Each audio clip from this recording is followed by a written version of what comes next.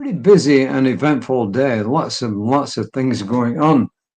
It's Inauguration Day. It's Martin Luther King Jr. Day. It's a day before we're going to get supposedly some really major weather here in Southeast Texas. So it's pretty busy. I was out there to a meeting at the Chamber of Commerce. I just came back a short while ago. And there's not too many vehicles out on the roads. I don't know whether everybody's gone home early. They're not coming back yet. But usually at this time, it's pretty busy out there. Anyway, so c'est la vie. Be that as it may, today Reverend Kelly's decided to call this a day of love. So whether you're looking at changes in government, you're looking at Dr. Martin Luther King Jr., you're looking at world events, some of the hostages being released in Gaza, and also peace and quiet in Gaza for once, and supplies going in there. And then God knows when we'll start to put all the stuff back together again in Gaza. So lots going on right now. A day of love. Hatred paralyzes love. Hatred paralyzes life. Love releases it. Hatred confuses life. Love harmonizes it. Hatred darkens life. Love illuminates it. And that's Dr. Martin Luther King Jr. And this is Ernest Holmes from the Science of Mind textbook. Well into the book on page 478. He says, love is the central flame of the universe, nay, the very fire itself. It is written that God is love, and that we are God's expressed likeness, the image of the eternal being. Love is self-forgivingness through creation, the impartation of the divine through the human, or expressions of one divine source. Dr. Martin Luther King Jr. stood for many powerful things. Non-violent activism, love, peace, oneness. He said, he who hates does not know God, but he who loves has the key that unlocks the door to the meaning of ultimate reality. If you want to rephrase that, he who hates does not know ultimate reality, but he or she who loves has the key that unlocks the door to the meaning of ultimate reality. And she goes on to say, love is the energy of God, the divine, the ground of all being. Love is the power to transform, the most potent force in all the universe. Love is the foundation on which all other vibrations build. Today, as we celebrate Dr. Martin Luther King Jr. Day in the United States, this is the perfect day to infuse love into all aspects of your life, especially those with which you struggle. Where in your life do you want harmony? Is there an area in your life where you feel paralyzed or stuck? A place where hatred still resides? The question that remains is how to infuse something with love. I believe the answer to this is personal. It's different for each one of us. Absolutely. Bring this topic into meditation and ask, how do I bring love into this situation?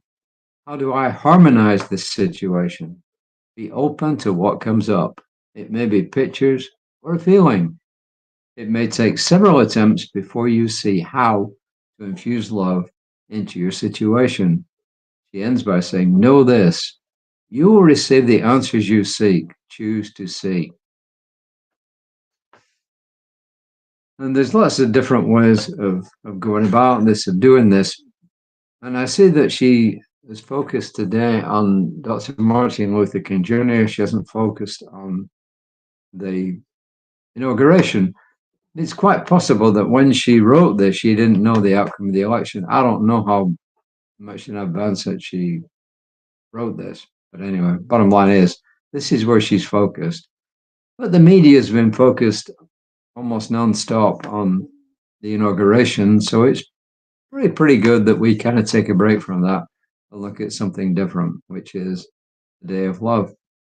And I would just say this, that I've never been able to understand why one group of people would think that they were superior to another group of people just because they were a different race. I've never been able to understand that.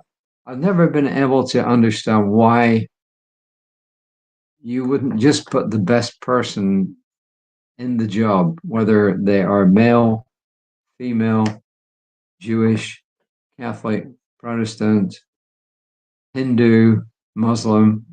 I've never been able to understand it. Male, female. I've never ever been able to understand that. But then again, I understand that the way we look at life is formed by our upbringing. And I've mentioned several times that I was brought up by a single mother. My father died when I was 4. I was not quite 5. I was 4 years old when he passed away. My mother had to operate as a single parent. And as a female single parent, back then, she had a lot of struggles that male relatives, had it been my mother who passed away, my father who survived, he would have had far less obstacles in his way to living life. For a start, he would have earned, well, he had his own business along with my grandfather. He would have earned more money. He wouldn't have had to actually go out and just do a job which she wasn't really trained to do, and she had to learn how to do it. He would have been paid at least the same as people in his similar situation, and not less, just because he was another sex. So this is what comes back to me when I read this. It's how my mother got treated and how I saw people, women especially, treated in the workplace. I saw more mistreatment of women than I saw mistreatment of people who weren't white. That's not to say that people who weren't white were in enough positions at the time. No, but it's to say that where I saw the most bias was against women. So this is what comes up for me. And I realize we've all had different experiences in life. We all look at life through a different lens. We start off by looking at it through the lens with which we're brought up. And then some of us break free from that and some of us don't. And where I'm going with all this is to say that, well, I may really vigorously disagree with somebody on how to look at life, whether it's political, spiritual, or whatever.